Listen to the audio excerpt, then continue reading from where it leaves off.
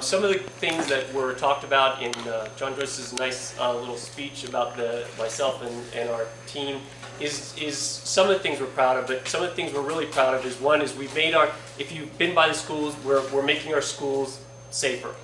If you notice that over the last 6 months, you cannot enter our schools without being buzzed in. We have increased the security at all our schools. We are in the process of hiring safety officers for all our schools for going into the coming year, because safety for our kids is our #1 concern. As you've heard, our budget is very healthy. We went in the last 12 months since I've come to the school district, we went from 3% reserves to over 25% reserves. So we have a very healthy budget. What that allowed us to do was to lower the class sizes this year, hiring new teachers, hiring paraeducators, which is our helpers to the teachers for elementary schools, reducing our middle school to 27 children per classroom per teacher, which is really unheard of at this time. It's usually about 34 per teacher ratio. So we're really excited about some of the things. Some of the other things that aren't really talked about that I'm most proud of is what we do for the community. We have 3 projects in the works. We are revamping, rebuilding a new Rosamond Elementary School that will break ground within the next 2 years. We are adding 82,000 square feet of classes at the high school, and we are also adding about 30,000 square feet of classes at the junior high, as well as building more athletic fields for them. As you've heard, we're adding grass to our West Park Park because it is a park. Nice to have grass there. We've just recently taken over back our United Park as of July 1st, and we will be redoing the entire park there with all the sprinklers and make it actually a little bit safer and playable. But some of the other things that aren't talked about in our papers, even though they do a great job of talking about our schools, is some of the new projects that we've done is if you don't know, we're also very into making sure that the socio-impacted, economically impacted kids are taken care of. We have an after-school program now at the middle school that we have 650 kids that go to our middle school, and over half of those kids are involved in after-school programs. So they don't go home at 2:30, they actually stay with us till almost 6 o'clock. And because of that, what we've done is we've actually given free breakfast to all kids that attend our elementary schools, and starting in August it will also include our middle schools. Also, we have after-school programs at our elementary schools and our middle schools, and any child that attends an extracurricular activity at those schools will also get free dinner. So we'll be able to take our socioeconomically impacted children and actually give them 3 meals a day on behalf of the school, so that their parents will only have to worry about feeding them on the weekends. So those are some of the things that we're really excited about. Another thing that we're very much excited about is we're entering alternative education at the level of the high school. As you probably have heard, there's alternative education in a lot of schools. However, we're kind of following the gist of the colleges out there. We are actually adding alternative education to the campus at Rosamond High School, which will allow kids who are doing independent study and study by internet to actually take drama, automotive. We are restarting our agricultural program. We have the money where we're building new greenhouses, and we'll be starting the agricultural sciences back at the high school, as well as these kids will be able to do that, as well as play on the sports teams, which before they never could do because they weren't on the same campus as the high school. So those are the other things that my administration is doing. We're really proud of them. I'm really proud of my staff. I'm really proud of my teachers. I'm extremely fortunate to have a board that's very supportive. We're headed in the right direction, and anytime you have any questions about the school, please come by our offices, and we hope to have your continued support as our community as we move forward. Thank you very much for being here. Okay, Renewable Energy. Hi, Bart. Hi, good to see you. Okay. EDF Renewable Energy has been a significant community partner to Southern Kern Unified School District and has brought significant economic impact to Rosamond. For this, I believe that it is appropriate for this body to recognize their dedication to the community where they conduct business. The organization donated $30,000 to Rosamond High School athletic programs and supported the erection of a much-needed scoreboard on the baseball field and to the athletic scholarship programs of the school.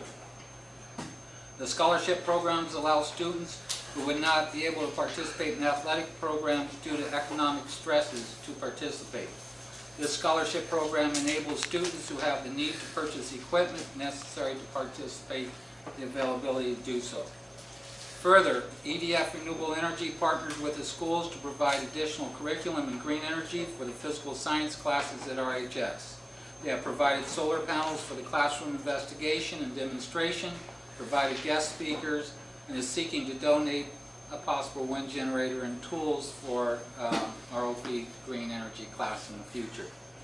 EDF Renewable Energy worked diligently to employ local workers in their projects and is dedicated to giving back to the community whenever possible. They have graciously supported our local food banks and are always readily accessible to our schools, offering field trips at their cost. Thank you.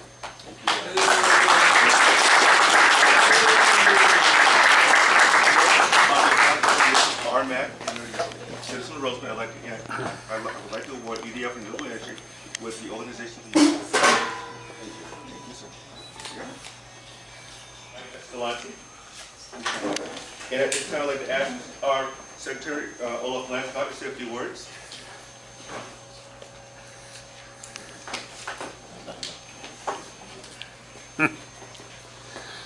What side do you want me on? Either side's fine. Anything I can't tell them, Coach, about? Well, I don't know. Did you know everything? Okay, cool. Coach Escalante, Mike Escalante, I'm proud to have nominated him for the Lifetime Achievement Award here in Rosamond. He started his career in Rosamond in 1969, I believe, or is it earlier than that? 66. 1966, both teaching and coaching. He's been coaching kids ever since. I think he stopped coaching. You'll see him assisting the new coaches on the sidelines all the time when it comes to basketball. Coach Escalante first started coaching boys basketball because there was no girls basketball. And then GAA started, I think, in 1975 or so, when they just had 3-on-3 girls basketball, if you remember that. And then I think they finally had CIF basketball, and his teams quickly, he took over the girls program, and they quickly dominated. Got to the CIF championship game in 1983. Lost that one, but in 1987 he got the Rosamond High School its first CIF championship in girls basketball. In 1990 he did one better, won the Southern section, then won the Southern California, and they went to state where he finished runner-up to a private school out of Palo Alto.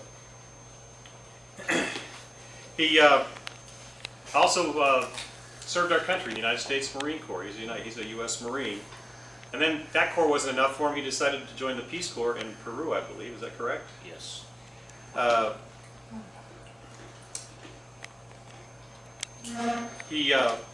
We've heard about the after-school programs and helping out the socially economic disadvantaged. Coach Escalante has quietly done that for years and years. His coach's salary every year would go toward sponsoring kids to go to basketball camp, and when his team started going to the team camps, the sponsor would be Coach Escalante. He continues to make our programs excel, and he's basically touched kids, if you think, from 1966 to now. He's also served on the Southern Kern Unified School Board for 5 years as a trustee. A couple years back, I know we have several trustees in the room here with us. We also have we built the new school, the new gym over at Tropico, and Coach Escalante refused to suggest that his name be placed on the gym, but I have to tell you that's where it belongs. In addition to coaching high school every year, he developed talent in the middle school for many, many years, and is very concerned about, obviously, development of basketball and seeing good basketball played in Rosamond. And that's why you've seen so many successful teams, both boys and girls, in Rosamond over the years. You see the root right here in Coach Escalante. Where you find people like that to come and live and work in Rosamond, I don't know, but I'm very proud to be able to know Coach when he coached the freshman boys team when I was playing basketball, and of course coaches 3 of my sisters through the programs as well, and they've all done very well like Coach, and very proud to be able to recommend him for the Lifetime Achievement Award. The plaque reads, the Rosamond Municipal Advisory Council proudly names Mike Escalante Lifetime Achievement Award, June 20th, 2013. And also he also gets the okay. And from the Congressman, it says what, Willie? It says certificate of special congressional recognition presented to Coach Mike Escalante, honorary Lifetime Achievement Award. Congratulations, sir. Let me get one. Yeah, okay. Mike, look this way. There we go. Okay, all yours. Go ahead. unless it's a big project, it's really just not on the radar screen of a company like Sempra Energy. So we do large-scale projects. We do them in a very disciplined fashion. Our siting is extremely disciplined. When we look at, for example, solar siting, we look at the Southwest United States and we start applying criteria such as being close to transmission, having the proper terrain, not being sensitive habitat, having compatible surrounding land uses. Pretty quickly, you know, what looks like a lot of good areas turns out to be really relatively few spots that are genuinely good places for solar. We think that portions of Antelope Valley fit into that criteria. So projects that we have, we actually are a first mover for solar projects in the U.S. This project, Copper Mountain Solar 1, just that little L-shaped piece here, that's labeled CM10. That's a 10 megawatt project, which is tiny by today's standards. But that in 2008, when we put that in service, that was the largest thin film solar project in North America, that little 10 megawatt project. And since that time, we added the rest of that there, the CM48, so that's now a 58 megawatt project, covers nearly 500 acres. There's about 1 million solar panels on that site. So it's a sizable project in Nevada. And if you were to talk to City of Boulder City, who's our landlord, we're actually a tenant. They own the property. We have a long-term lease on the property. We have a long-standing relationship with them that spans back many years. We built a natural gas-fired plant also in the City of Boulder City, and I think you get a very good report card on our attention to becoming a good citizen in the community. By the way, these are not drawings. These are aerial photos. The projects are just so, you know, regular and sharp-edged and so forth that they look like drawings, but those are actually aerial photos other than the lines that I've drawn on there. So it's a 150 megawatt project, you know, 15 times larger than the largest project in 2008, and over 1,100 acres, also in Nevada. So, this is a 6 square mile site that we have in Arizona. That's 6 square miles encompassed by the green area.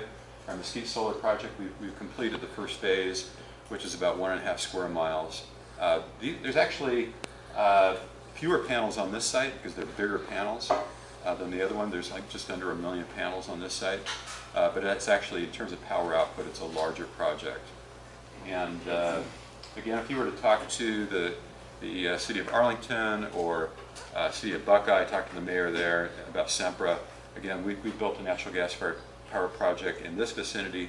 Our relationship with City of Buckeye goes back 12 years. I think you get a very good report card on how we've paid attention to detail, both in terms of being a community member as well as developing the project in a way that is compatible with the surroundings and that the neighbors are happy with. And to 150 to 165, so this was 250. That's the blue area, the top up here, Copper Mountain Solar 3. That power is going to go to the Los Angeles Department of Water and Power. This is in Nevada. And you can see Copper Mountain Solar 1 and 2. There's the 10 megawatt project, that little teeny thing there, and that's 58 megawatts there. So, you know, the industry is really progressing in terms of just the scale of these projects. And Sempra in particular has been a leader in developing projects in a sensitive way, despite the large footprint of the project. This brings me to the site that we own here, and this is not far, it's within 2 miles southeast of the corner of Rosamond Boulevard and 170th. So it's, you know, out in the west, and it's a 1,360 acre site. Next slide. This maybe does a little better job. It's a little harder to see perhaps, but this light orange area is what we initially owned. It's 960 acres. We permitted that project 2 years ago. We were actually the first ones to go through the permitting process with Kern County for a solar project. So our permit's still 2 years old, and yet we've unfortunately not been able to, it's actually good and bad, we've not been able to start construction on this project, so it's still, you know, the land's in its original state. We do think it's a good area though. Since that time we added another 400 acres, which is these darker orange areas there, there, and there. You can see the original site was kind of irregularly shaped. And so we've been able to work with their neighbors to purchase some of the surrounding land to give the site a more regular boundary, make it a little larger. So now it's 1,360 acres. So we'll be going through a revision to our permit to expand the 960 acre permit to encompass the 1,360 acres. But why haven't we started construction on this project when we've done all these other projects? In fact, I've shown you every project we have. We've built at least the initial phase on every project that we've embarked on, with the exception of this one. And the reason is that it's just really bad luck. In terms of our timing, we've always seemed to just be off a little bit in terms of trying to obtain a power purchase agreement, which is what allows these projects to go forward. So we've been in a couple of bidding processes, and we've been in negotiations a couple of times, but we've been close, but we've not actually been able to get a power purchase agreement with the utility signed. And until we do, we would not be going forward with this project. Now I say it's good and bad. It's bad because we buy land and do development because we think it's a good project and it should go forward, and it's an investment opportunity, and we want to become a member of the community, which we are to a degree. But when we have an actual operating presence, it's to a much greater degree. But on the positive side, we've been able to watch other developers start their construction. And while I say we pride ourselves on making sure that our projects fit within each individual community, and that's from a number of perspectives. It's in terms of what parts of the community we support financially. It's about engineering things like drainage. It's also about soil and wind. And as we've been able to develop our other projects, the soil types are different in those other areas. Don't have the same wind conditions we have here, and we've been very successful about controlling dust, for example, on our other projects. We don't have that issue. Now we've seen other projects under construction here with much different results, and the good news for us is that we can now, as these developers are addressing the dust issues, we'll be able to see what works, what doesn't work on a large scale. We've had some discussions with one of the developers to see what their plans are, and they seem to be moving in a positive direction. But we are very sensitive to the fact that this is a key issue for this community, and certainly it's our intention and commitment to not create a problem for our neighbors. So as time goes forward and we try to obtain a power purchase agreement, and hopefully we will get that, we are going to be paying particular attention to dust control measures and construction measures to ensure that we do not have a similar issue on our project.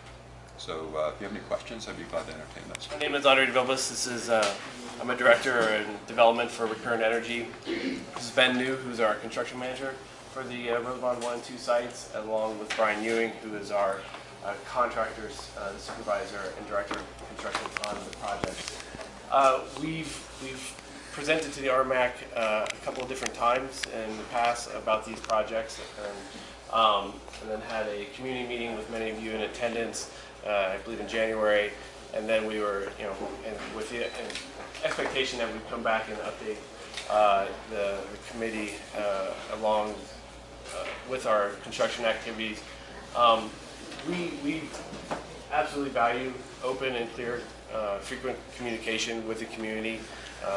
As many of you who live in the vicinity of the project know, we provide project update letters. We have reached out and responded to your comments. If you've provided them either by email or by phone, or if you come up to the site itself and provide comments directly to us. So we value open and honest dialogue, and so tonight we just wanted to come and present the status of the construction of the two projects, tell you where the projects are in their construction phases, as well as tell you how we've responded to a number of the comments that we've received about the project, both from the what's going on site as well as off site. So I will let Ben and Brian present, and we can take questions at the end. All right. Thanks, Andre. We good? First of all, I'd like to thank the RMAC for having us here. Again, we're in the community. We just want to provide an update on what's going on our site. This is just an overview for those folks here who aren't familiar with our site. This is out on 65th, as you see the map here. We are near the Lands of Promise community. It's 320 acres. It's actually two 20-megawatt projects. We have essentially 2 PPAs, 2 interconnections. It was approved in Kern County back in 2011. We started construction, early construction in January, and the activities I got in full swing starting in mid-April. Next slide. So kind of what I want to do today was give you guys a bit of an overview of what our construction schedule is, so you know what to expect in the coming months. Our biggest goal is to get in and get out of there as quickly as possible. That's probably the best way we can do this and cause the least amount of disruption to the local residents. So we started grading, doing site work. Actually started back in January, but we are done with our grading activities. Is that right, Brian? We have graded. Actually, the next slide I can show you an overview of what the site looks like currently. We've come in and mowed down the brush, and it was previously said we left the root balls in place. The original intent was to do that over the entire site. As we got out there was approximately 25% of the site that needed additional leveling. But all in all, we were able to maintain just mowing down 75% of the site, and the other 25% that I did have to grade was ultimately due to the land was just a little too far out of tolerance. We didn't move large amounts of dirt, but we did have to do a little bit of grading, which cut off a little bit of the surface. Since then, we've come in and spread mulch, hydro mulch, to help put a topping onto that soil so that we can keep the winds down. I'm still out there today, still putting down some additional mulch. I'm putting down approximately 3 million feet of hydro mulch just to keep the dust contained. Thanks, 65th Avenue. As it stands, this was actually taken this morning. We're protecting this large Joshua tree. We've also left all the other Joshua trees that were in the area. Is it 65th or Favorito? This is 65th. From Favorito. From Favorito, yeah, sorry. Look, I'm looking north from Favorito. So we've left these trees in place and generally kept the road as it was. We're actually not going to do anything else to that besides leave it in its natural state. Let me go to the next slide. So this is the new Dawn Road that we have built on the north side of our property. So this is it's 65th, and then it's Dawn Road going west of our site. So this plan was to save as many Joshua trees as we can. We actually planted some of the Joshua trees from the site, planted along the outside of our project. There was actually about 106 planted along Favorito Avenue. So you can actually see them now today. If you drive down Favorito, you'll see the Joshua trees planted. We did it per the recommendations of an arborist, and where you have to turn the Joshua tree exactly in the same face it was. The face it was towards the sun, I guess. So if you turn it, the tree won't survive. So we've gone through all those efforts to replant it. Huh? They are surviving. I actually talked to the landscape person today to make sure I have a maintenance program. They were flowering, so they were happy a month ago because they were flowering, so they're doing very well. And then actually lower fugitive dust emissions from the site. And second of all, it was actually a requirement of our CP to place it for the project. So Not getting all the glare on you. Reduce glare. we shouldn't have any glare out there. No, it's actually anything that's facing the residences. We needed to screen so that. It's all desert piece out there, really good. I mean, they're doing that by my house every day for the other project that I was talking about. We documented the roads prior to starting up construction. I met with the county, and I think his name was Frank Lane, so we went through, documented it. All in all, one area was of concern, and that's at the corner of Sweet Sturt and Mojave Tropico, which had some spidering of the asphalt. We are continuing to monitor it. He was out earlier than this week, I'll just say, so he's aware of basically what's going on, and we're going to assess it at the end of the project, and I'll do what the county requires us to do. So, I mean, that's the roads. How much water, how much drinking water are you hauling out there to cover up your dust? I more than I would prefer, I don't have a number for you. the bills have been coming in. Certainly the wind has placed a challenge, and we're consuming more to keep the dust down. Yeah, we're in a drought, we're using drinking water. What are you guys planning on putting on the perimeter of your property? You gonna plant wind trees or wind breaks or? But what it is there is nothing now to keep the dirt on the ground for these wind events. And I appreciate the comments, and I am a homeowner, so I get where you guys are coming from, okay? I do not own a home out in Rosamond, but I am a homeowner, so I get where you're coming from. The area that we drove through, that I had to drive a different route, was south of Rosamond Boulevard, and all of Antelope Valley was being blown out. My understanding was the 14 freeway was closed for 4.5 hours. Right, because of the time. That was not from our property, however. So that was not coming. And there was also dust from around the area blowing on our side as well. I'm not saying that we didn't have dust blowing off. What I am saying is it was a greater problem than just our site. Right. Yeah, we're not saying you were the entire cause, but all of the projects combined are making it just about unbearable. Not just you. We can go all the way out on 170 in the sea. So what I am doing is I'm running water trucks, which is a dust palliative, to keep the moisture on the ground, to keep the dust down. I'm applying a product called Gorilla Snot, which is basically a glue that goes into the water that helps keep a glue on the ground. I'm putting down a hydro mulch so that it can keep the dust. We continue the efforts. I will continue the efforts. And at the end of the project, we continue that effort for a 3 to 5 year throwback of the project.